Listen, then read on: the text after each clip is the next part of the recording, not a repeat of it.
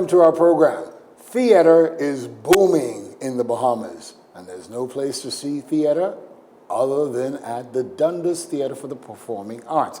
Now, there's a transition in leadership. After many years, Philip Burrows is handing over to Erin Knowles.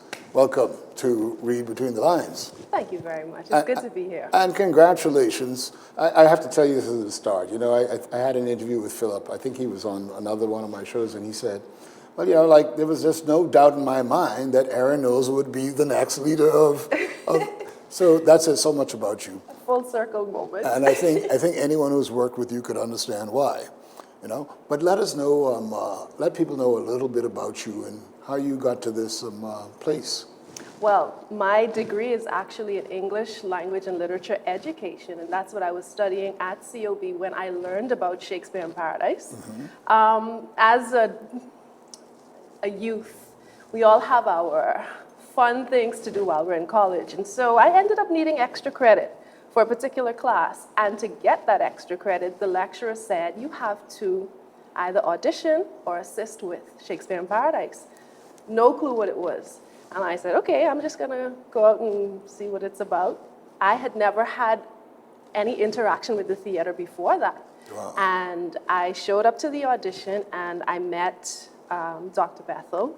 I also met Keith Wisdom, who was directing the Shakespeare production at the time, well, one of the Shakespeare productions, because we did 2 that year. And I auditioned, and mid-audition I stopped and I said, I don't really want to be on stage. Is there anything that I can do backstage? I'm great at organizing things. Let me know. And he said, you know what? How about you come and assist me? And that was 2010, and I've been doing it ever since, every single year. Wow. Yeah. Wow. What does it take to be a good director? Oh boy, heavy question right off the bat. So, to be a good director, you first need to have good communication skills, management skills, organization skills, but you also have to have some level of empathy to understand people, to work with them in that way, because you're asking people to take on characters that are not themselves. And so learning about people in that way and then tying it to the script that you are trying to stage and tell that story, you have to have so many things going on at one time to tie it together and be able to say, okay, this is my full production. And it requires an open mind. Yes, you have your vision. Yes, you know what you want to accomplish at the end, but it's still a collaborative effort. And I find that the best productions I've ever worked on have been the ones that I've brought the entire cast along with me. And I've listened to what they have to say. And then I say, okay, yeah, but this is what ultimately I wanted to do. But you know what? Your idea sounds a lot more, this sounds better. It seems more natural for your character to do that, because people bring their own experiences to the characters that they're playing. I can't control that.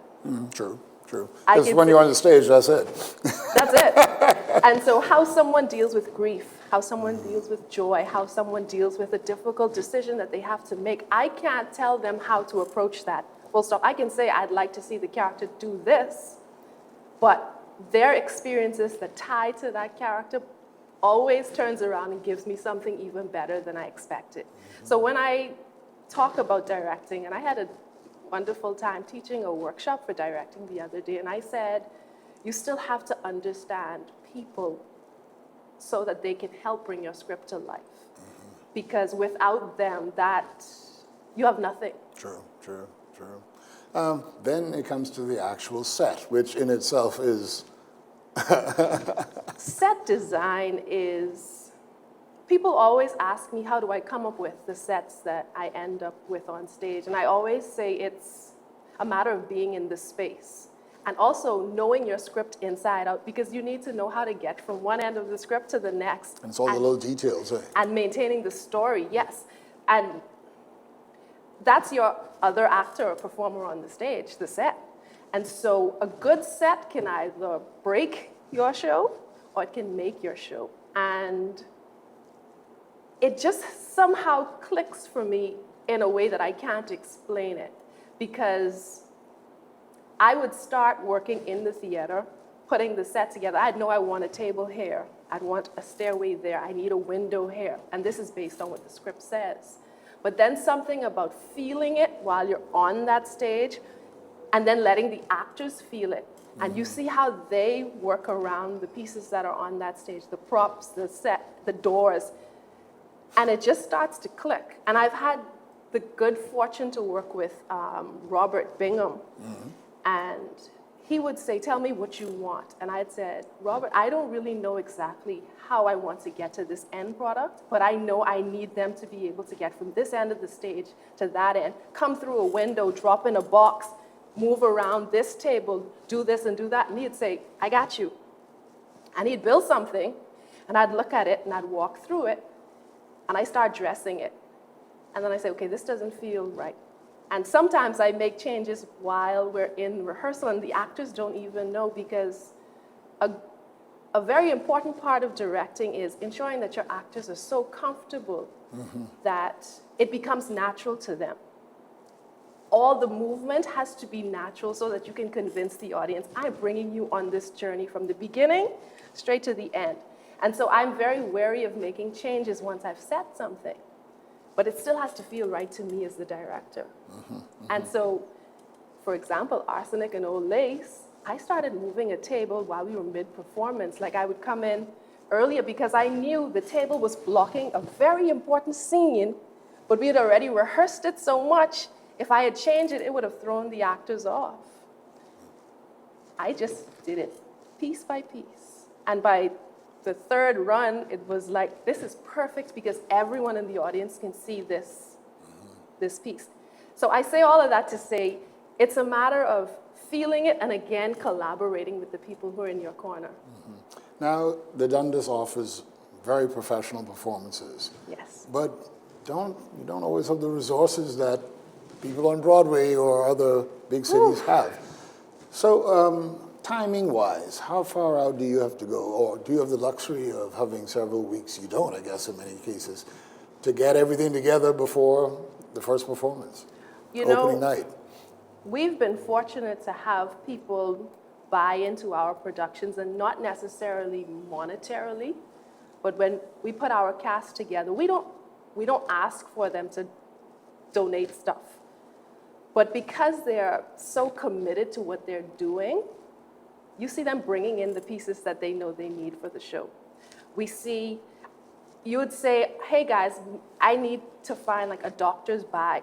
Those are so expensive, I had no idea. Really? The doctors, and you can't afford to buy that because the budget is $0. And we just ask, hey, anybody have an idea where a doctor's bag could, and all of a sudden it appears in the theater. Keep it in the theater in case we need it again. So we often start out with nothing and end up with everything because of the resourcefulness of the people that work with us. Wow. But we would love to be able to say have some capital to tap into to make a production happen. And recently, because of the grant we were awarded from the International Fund of Cultural Diversity from UNESCO. Wow, yeah, that's very important. Yeah. Oh yeah, they invested $100,000 with the Dundas for us to work on professionalizing theater in the Bahamas. And of course, at the moment, it's Nassau-centered, but we're working on ways that we can expand that to the Regency Theater. So right now... But you've already had a little sort of partnership with them, right? A little project you did with them. Yes, we have. And we're in discussions with Olivia Dorset, who is now the president of the Freeport Regency Players Guild Theater Association. And everything that we're learning through this grant, we are making a very concerted effort to now take to Grand Bahama, because that's where the next community theater is that's really standing. 65 years they're celebrating. Yeah, it's amazing. So I mean, UNESCO has helped us in such a way where we have to do, because this is what we pitched to them for the project, we have to do 3 professional productions, a small, a medium, and a large. And this means the capital is there, you purchase your set items, you pay for the theater, you make sure your cast and crew is paid. And now let's see what's the return on investment for that. You were a part of Gun Boys Rhapsody. That was Yeah. our medium production. I directed Richard III, which was the small production. And what we learned was, with just something invested, we can make so much more back. Wow. None of our productions hit the negative.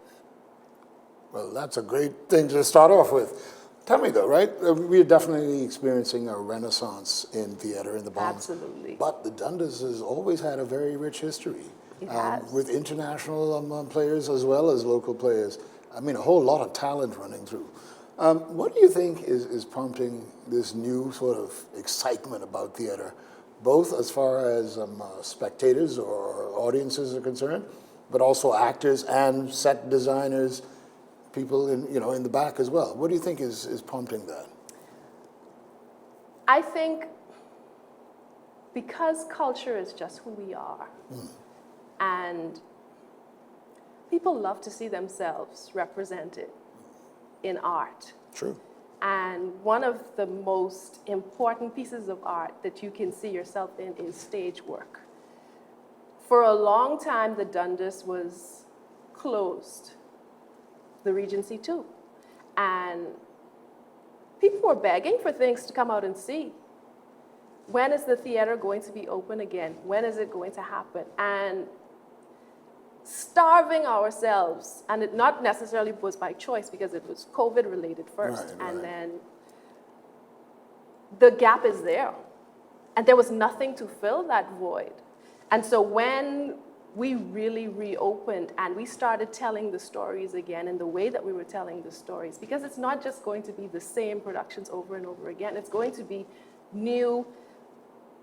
We're working at writing top tier Bahamian productions that feature Bahamian actors, Bahamian music, and you can't get that anywhere else. Oh. And the world needs to see that. Yes. Yeah. And so when we reopened, we also ended up tapping into a group of young people who bought into the need for the theater to continue. And the Black Box open mic crew, I think, paved the foundation for us into an audience that we did not tap into before. And that's it. Talk about it, because there's a lot of diversification in Yes. the products that are being offered now. Because some artists that we ended up having perform at the theater didn't know the theater existed. Wow. Some of the audience members that came, it was their first time on the grounds of the theater. So the Black Box open mic set a trend that we couldn't back away from. These were people who are now coming to see things that they did not know they could even experience. Wow. And so we had an insurgence of young people specifically coming out to see productions. And then, of course, we had our regulars who, they are diehard Dundas fans. And even if the AC don't work, they will find their way in the chair because they know they're going to enjoy a show. And thankfully now the AC is working. And so they're enjoying the show and feeling good while they're enjoying the show. And you've got the big theater again. And we have the Winston V. Saunders Theater again. And Shakespeare in Paradise has done this thing where we have touched over 70,000 students. What year are you into now? 18th. This would be Wow. our 18th festival. Wow. And these students are now coming back to pour into the theater. And I taught for 10 years, and one of the things that I always did, and I see it happening all the time now with teachers who have been performers, their students are now the ones directing short tales. That's the next thing, because it seems like you have a very liberal policy as far as allowing people to have that opportunity to direct. Because you've had a lot of first-time directors, I think, right? Yes. Yeah. And every year now, I think Short Tales is in its 4th year. Short Tales is the incubator. New plays, new directors, actors who want to test the waters, but they don't think they're capable of doing a full-length show. Right. Let me just do something that's 10 minutes long. This has really laid the foundation for some of the best people who are actors, directors, stage managers, lighting and sound personnel. For a long time, we had 2 to 3 people running lights and sound. And now we have, again, thanks to the UNESCO grant, we've had the training, and now we have about 5 or 6 working in lighting and sound, where actors that we would have never tapped into just showing up and ready to work. It's such a remarkably good feeling to know that everything is just coming together. Wow. Now, the government's also given some funding for... Yes, yeah? so the government gave us 300 and something thousand to assist with the renovations to get the Winston V. Saunders up and running. But they also included a subvention for us that we receive yearly to assist with the running and operations of the theater. So there was a cry for a long time that we got nothing from the government. But now... We have something. Yeah. And if they want to come and see exactly the results of what they've given us, it's always open to them. I think we have, I would say, Minister Pia Glover has been one of our biggest supporters in ensuring that she has her people in those seats. I've actually seen her on a couple of performances. Yeah, she's there. Every show that we're running, can I get some seats for my people? Wow. So come and see what your money has done for us, what our money has done for the whole community, because we're investing taxpayers' dollars to make sure that they see something quality, something that represents our culture, that truly exemplifies who we are as Bahamians. Mm-hmm. Now, there's a program, the Prague, well, before I get there, CAPAS. We've got CAPAS now. We do have right? CAPAS. And what's the relationship like with Dundas and the CAPAS? Because, I mean, there's another forum. And we know you got a lot of people who are in CAPAS now who are on the Dundas stage, too. So it's a bit in reverse. Okay. Because almost all of the students that went to CAPAS came from the Dundas Dundas. stage. Right. And I think CAPAS has a unique opportunity to be a leading training institution for our performing arts. But there is some fine-tuning that needs to be done to ensure that the relationship works best, because it's never anyone's goal in the arts to compete with one another. No. And that was my concern initially, but... It's not. The goal isn't to compete. We welcome, and I would say, again, our auditions that we had last week, Wednesday, a tray load of those students came from CAPAS. Wow. Which is good, but there's so much more that we can do, because we run our master classes and workshops, and we bring in professionals to assist and teach, and we have our own local professionals who are doing it. Let's bring our classes together so that the training opportunity works best. The CAPA students should be doing productions at the Dundas, so that this is your practical. There you go. The festival is in its 18th year. What better way to demonstrate what you've learned in CAPAS than being a part of something that's already established? Exactly, you're right. Now, talk about this fabulous program with Prague. Yes. That, every year, I think we're going to have to take a very quick break, but we're going to talk about Prague and the Dundas involvement with it.